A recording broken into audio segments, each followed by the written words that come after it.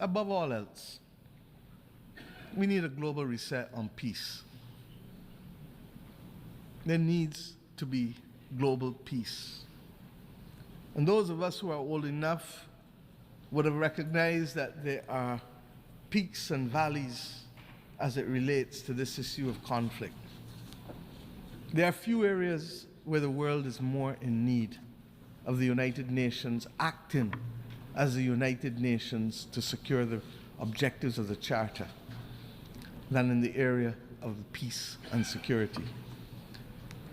The silence that has engulfed Sudan is unacceptable and may well be rooted in the racism that the world still carries as a badge of honor from the victories of the last great war of the World War II. The actions in Myanmar cannot continue. Ukraine has sucked more oxygen out of the global community and the global financial system than any of us can appropriately accept at the very time when the world needs to be applying its resources and efforts to fighting the greatest crisis known to mankind. And the spread of the war from Gaza to the consequences in the West Bank to now clearly what is happening in Lebanon as we speak with Israel, all of these are but the tip of an iceberg of death, violence, and instability, and robs the global community of oxygen and resources at the very time when we need it most in a strategic way. We all know, as students of history, that even the longest war in history came to an end. These wars, yes, they too will come to an end. But the question is when and at what cost, and without much loss of life, with how many children not being able to be either given the chance to live or will now live with memories of war that will affect their every action for the next 60, 70, 80 years of their lives. Innocent people are paying the price with the one thing that is theirs to give, and they don't give it willingly. It is their life. Unless we address the root causes of these wars, one by one, and the manners in which they are being sustained and financed, we will never, never know anything else other than war and rumors of war in these theaters. The transmittal of these scenes of horror in real time into people's bedrooms, into people's living rooms, will trigger two extreme reactions, neither of which are acceptable to us in the third decade of the 21st century.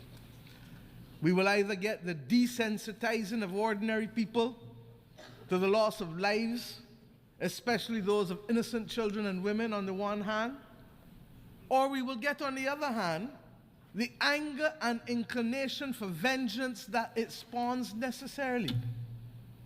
We need peace. And it cannot be too difficult for us to work for peace.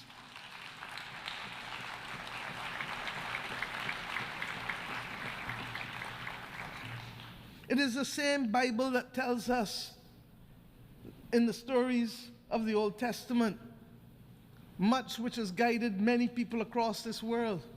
But when we turn from the Old Testament to the New Testament, it is Romans that says to us, "Vengeance is mine, saith the Lord," not any country, not any human being, so that the Bible can't be used as a convenient aid when it suits us and rejected when it doesn't. In the midst of this maelstrom, we were very clear. My country took the step this year of recognizing and establishing diplomatic relations with the state of Palestine, in spite of having supported a two-state solution since 1969.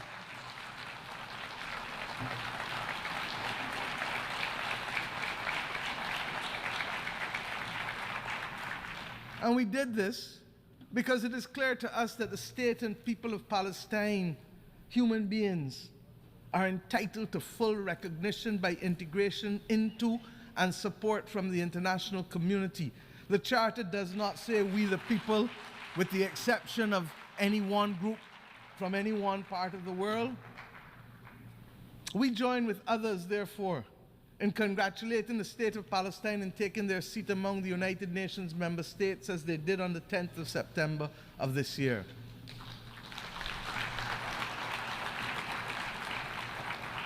And let me be clear, we condemn the actions of Hamas on October 7th, but we equally and strongly deplore the humanitarian catastrophe in Gaza, which is the result of the disproportionate use of force by Israel. There's no justification for it. And that is why treaties exist governing the rules of engagement for war, because we as human beings learned better and know better and committed to better. A two-state solution, no matter how elusive it may appear to be now, is the only answer. And I've said already this week that we have known difficult battles in mankind's history. But when we were in it, we didn't think we could achieve it, but we did. We abolished slavery. We removed apartheid in South Africa. These battles are not beyond our creativity, our capacity, and our resilience to resolve them. Similarly, we insist that the killing in Ukraine really has to stop. The people of Ukraine must be allowed to live within the internationally recognized boundaries of their state in peace and freedom from the threat of use or force. And as I said, it is sucking too much oxygen out of the global financial system, and countries that should be the beneficiary of aid are being told that they may have to wait in the interest of the defense of others because of war. I say to us truly, there has to be a singular commitment to build a peace. Truly. Mr. President, my own region has not escaped the scourge of instability and violence. The Americas do not constitute today a theater of war, but we are today witnessing, for some years now, an unprecedented escalation in the number and caliber of assault weapons which are finding themselves in the hands of criminals who are wreaking havoc on the legal systems and our societies, particularly in the small island developing states of the Caribbean, and indeed in the wider states of Central and Latin America. This scourge caused by guns manufactured in the United States of America primarily also requires a fundamental reset. The right of persons to bear arms in countries not engaged in military conflict should not be an opening to accept as legitimate the presence of assault weapons in countries. It is simply not right. There is no place for assault weapons in our societies. I turn now to the fate of the people of Haiti, which continues to be of major concern to our people in the Caribbean region. The global community now has an opportunity for an essential reset with how it addresses its relationship with Haiti, and which has been born in all kinds of semi and partial concern over the course of the last few decades. We continue to have it as a recurring decimal because we have failed to solve the problems and put them on a sustainable path to development for its people. What is needed is transformation of our sister nation. And yes, we must provide first and foremost security, but transformation must be its handmaiden. The government and people of Haiti need the full support of the international community, not just in the short term, but in the long term. And yes, this starts by extending the mandate of the Multinational Security Support Force, escalating the work of the United Nations, deploying all the tools of bilateral, regional, and global cooperation, not excluding countries who want to participate for spurious reasons, ensuring that those of us who can step up to the plate by significantly increasing the pledge funds that we do so, because we know that it takes cash to be able to deploy the forces and the police necessary to help with the restoration, so that Haitian mother or that Haitian child can go about their day-to-day life without fear of being assaulted or killed or being denied the right to work because of their simple fear of walking the streets. The Caribbean community has been working hard this year to support our largest member state. And in the early part of the first few months of this year, we met on Haiti almost 3 to 4 times a week to guarantee the stability that we ask you now to help us secure. We thank the efforts of the Eminent Persons Group of former CARICOM prime ministers who were on the front line of helping to resolve this complex problem day in and day out so that we could find a political consensus for Haiti. That Haiti had at this General Assembly both the interim president of the Transitional Council and Prime Minister Corneille is a remarkable achievement given where Haiti was in February of this year. Let them continue on a path, please, of securing their future. And we cannot be on this podium speaking about Haiti without thanking Kenya and President Ruto for their remarkable leadership. After many delays and in what represents now a historical precedent for an African country, they have ensured that an African country has taken the lead in helping to tackle the peace and security challenge beyond its own continent. That is the kind of reset that we need in the international community. And Mr. President, you cannot come on this platform, regrettably, although I look forward to the day when I will not have to say it, when we must ask for reprieve for the people of Cuba. It is unacceptable, it is unconscionable, and that it continues today is a mark on our international conscience. The Cuban people continue to face the most dire of economic circumstances, and that this is directly as a result of its exclusion and its designation as a state sponsor of terrorism. And I have addressed our only knowledge of terrorism, and Cuba is in fact the downing of the Cubana plane off the waters of Barbados, where Cubans, Guyanese, and Koreans were killed. My friends, Cuba has been a valuable partner stepping up for us when it has mattered most, by the provision of nurses and doctors in pandemics, and by the provision of other essential workers when the global community needed it and when people needed to be liberated in Southern Africa.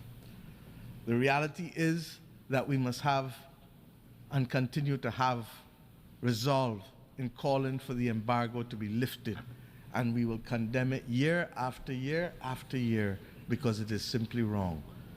As we say so, we pray that the people of Cuba, as they determine what damages they have found from Hurricane Helen, as well as we pray for the people of Florida, who clearly are going to spend the next few days identifying the damage as a result of a hurricane that hit Category 4 when it reached Florida. This is the climate crisis that we speak about. The people of Nigeria are still counting the bodies with respect to the floods that took place there. We have hard work to do. In our own Caribbean region, Beryl literally decimated the islands of Carriacou and Union Island, and indeed would have affected Grenada and St. Vincent more broadly. Jamaica and my own country's coastal infrastructure was significantly affected, with our fishing industry, 90% of it being decimated. This season of superlatives, with its floods and droughts, its hurricanes and fires, will take the lives and livelihoods of too many. The climate crisis is hitting us almost weekly across the globe. The deniers of the climate crisis, they too need a reset that will admit of the absolute necessity of collective action by the global community to save our way of life and our planet.